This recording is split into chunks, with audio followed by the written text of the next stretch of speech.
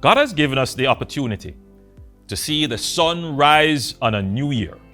Let us rejoice with gratitude and embrace the 2024 canvas of possibilities to paint new and better pictures for our future with vibrant colors of our Jamaican creativity, dreams, and aspirations, or complete the masterpieces we have started with optimism and determination. We will continue to build out our plan to sustainably secure Jamaica. The new Firearms Act, Bail Act, and amendments to the Offences Against the Person Act to create realistic deterrent penalties, along with usage of the anti-gang law and improved intelligence and policing operations, are having strong impact on reducing crime overall. Murders are down about 7.5%. That is approximately 120 lives saved. And serious crimes overall are down 10%. In fact, the total number of reported serious crimes, murder, shooting, rape, robbery, break-ins, is the lowest in 20 years. Now, since Jamaica passed the 1,000 murder mark in 1997, it has remained above that for 23 years, at 3 times the regional average. Separate from the crime problem, Jamaica has a violence problem. While the two are linked, differentiated strategies must be developed to treat with them. Violence has a significant public health and human services element over and above the law enforcement and security dimension of the problem. Now, in 2024, your government will begin the build-out of a comprehensive social services response to violence, which will include education and youth services, faith-based and NGO social partnership initiatives to promote restorative justice and peace building in communities, social safety net support targeted at those most at risk and vulnerable to violence, public health intervention and services, and targeted public education, among other initiatives.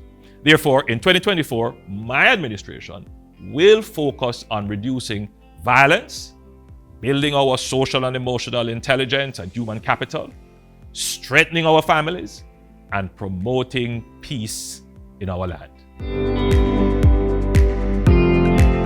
Last year, road conditions, traffic, and public order featured as a pain point for the commuting public. This, despite the record number of roads being repaired and highways being built. We opened the Maypen to Williamsfield leg of the East-West Highway, and many Jamaicans were able to experience the convenience of the well-built road without charge. I'm sure you're happy to know that the period to use the road toll-free will be extended to March 31st. You will also be happy to know that plans are already in place to extend this highway to bypass Spur Tree. And work is already underway on the Montego Bay Perimeter Road, which will transform road and traffic conditions in the western section of the island. Early this year, we will open the dualized highway from Harborview heading to Yallas, along with several segments heading to Port Antonio.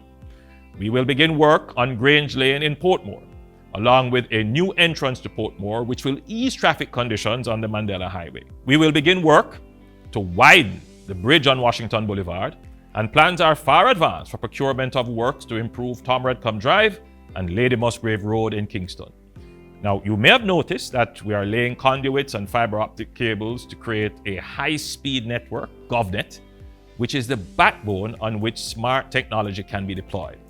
As a result, you will begin to see more cameras, both for law enforcement on the Jamaica High and for traffic management. The new Road Traffic Act and the electronic ticketing system will begin to have a significant impact on improving behavior on our roads. There has not been a comprehensive and sustained program of road repairs and maintenance in Jamaica, possibly since the 1960s.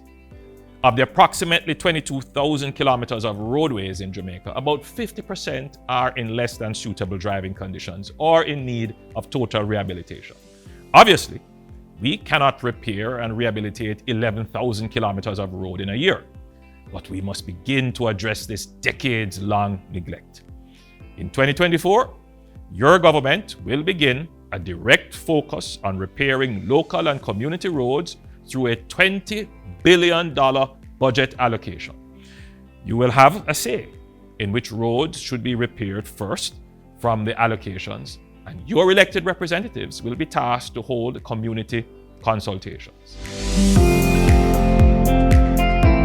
Tourism has been a star performer in 2023 and will continue to have a transformative and catalytic impact for social and economic transformation of the lives of the Jamaican people and local businesses. The interconnected web of the tourism value chain has great potential for wider and deeper integration into the economy. Already, the Agri-Linkages Exchange Platform, ALEX, as we call it, a collaborative initiative between the Tourism Enhancement Fund and the Rural Agricultural Development Authority, has generated over $1 billion in sales by small farmers to local hotels and restaurants. I have tasked the Minister of Tourism and the Minister of Industry, Investment and Commerce to increase structured linkages efforts with a view to doubling the locally sourced content in the tourism industry. Now, tourism has always been a major employer of labor, and historically, we have built hotel rooms, but unfortunately, no planned housing and accommodations for the workers in the industry. We are now seeing the limiting impact of unplanned developments on the tourism product. In 2024, we will launch a national policy to build homes for tourism workers in partnership with the hotels. The Ministry of Tourism has already entered into partnership with the Housing Agency of Jamaica, the National Housing Trust, and private housing developers for units in Rhine Park Estate and Grangepen St. James to be reserved for our hard-working tourism workers.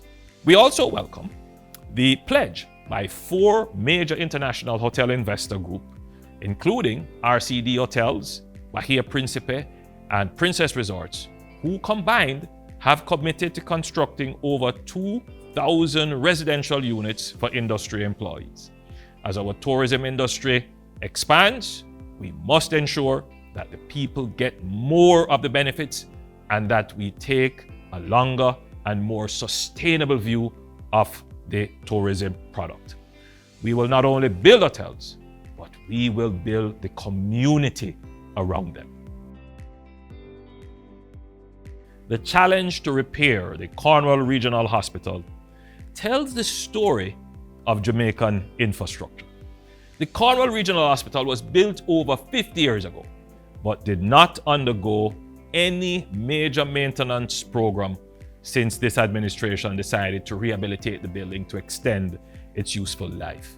The facility is now close to completion and will significantly improve healthcare in the northwestern region of Jamaica, particularly when the adjoining Western Children and Adolescent Hospital is complete.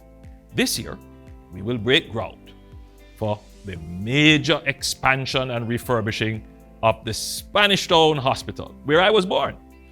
We will also go to procurement to build the most advanced primary care clinics in Portmore and Old Harbour. We have started the digitization of health information systems, and the MHPM Hospital will be the first facility to go live on this digital health information platform. You can see that all ministries, departments, and agencies of your government have transformational projects in development, currently being executed, or about to be implemented.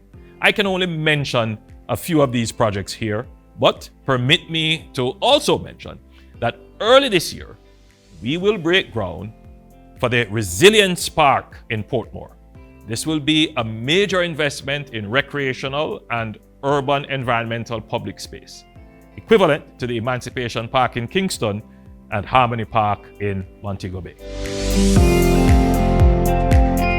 We have been able to undertake these transformational projects and recover strongly from the pandemic because we have been good stewards of the economy.